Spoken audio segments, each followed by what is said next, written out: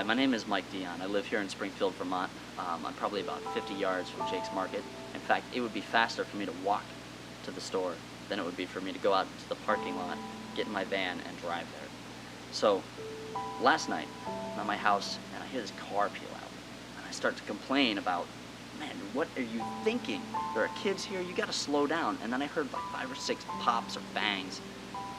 And that kind of startled me a little bit. I looked at my wife and said, "Did you hear that?" She said, "No, I didn't hear anything." So I peeked out the windows, and I didn't really see anything out of the ordinary from where I was at. I thought, well, it was probably nothing. We are in Springfield, Vermont, after all, right? Well, if you live in Springfield, you know that that's not the case. It wasn't nothing. We are again dealing with a shooting. We're again dealing with violent crime, with just raw evil bearing its ugly head. That was a tough night for me. 50 yards from where my children sleep, somebody shot another man down. So I had to go into work. I had a couple of hours by myself, and I really got to thinking through everything. And I recognized, like, almost immediately, I was feeling like I needed to just withdraw from the community. I needed to cut everyone else off. People that I didn't know intimately, you're just out. I'm thinking through crazy things, like my kids are never going to play on the playground here at the apartment complex. I'm not going to walk to work anymore. I'm going to drive the van. Doors are going to be locked. I'm going to speed all the way there. We got to move. We're in the wrong place. We just moved in, and apparently that was a huge mistake. And then I realized I've seen this before.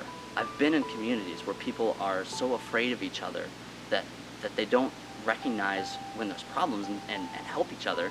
They are just afraid. They don't want to risk getting hurt. Instead of seeing somebody who needs a helping hand, they see somebody who is a potential danger and threat. That is a serious problem. If that is Springfield, if that is what Springfield is headed towards, then we are definitely falling apart. We've been saying now, and I've heard it online, I've heard it from people, I've said it myself, yeah, Springfield's really like falling. It's going down the drain. But that doesn't just happen. You see, when the negative influences, the drugs, the gangs, and etc., whatever, are exerting their influence on the town, that is not what destroys the town. What destroys the town is when I fear my neighbor, and my neighbor fears me, and instead of helping each other and being a community, we shut each other out. Now we are a town of individuals instead of a community. We have no way to stand against the things that are happening. So my plea right now is not to let this shooting become something that forces you to react in fear, and not to let it become something that you use as, well, let's put up the walls, let's hide from each other. That's where I was going last night, and I thank God that I realized where my thinking was leading. We as a town have to choose to come together. We have to choose not to be afraid of each other. Even when, you might be walking down the street. In fact, you might see somebody that looks like me, and I'm a little unshaven right now and I'm wearing a hoodie. Maybe I look intimidating to you. Don't be intimidated by me. Choose to smile and nod. Choose not to cross the street when you see somebody coming who's got tattoos down their arm. We've got to choose to become a strong community.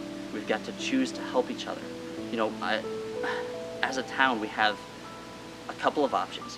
One of the options that is quick and easy is to start blaming everything. We've got people who are blaming the prison. We've got people who are blaming the welfare system. We've got people blaming the state offices, the police, the president. It doesn't really matter. Like, it's one thing to say, hey, this is the source of a problem, versus just pointing our fingers. Once we recognize what the source is, let's do something. Let's choose to be a community. Let's come together and create a solution. If the prison is bringing difficult families and difficult people into the town, well, how are we helping those people to adjust? They're letting people out and they're transitioning back into life. How are we going to help them to adjust? How are we going to help them and support them?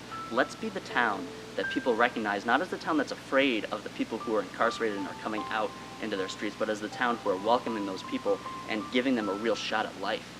Let's be the town who, even when terrifying things happen, we are the people who look at each other and say, hey neighbor, I'm here for you. I will help you. If you have a problem, let me know. Let's be that town. Otherwise, Springfield really is going down the drain.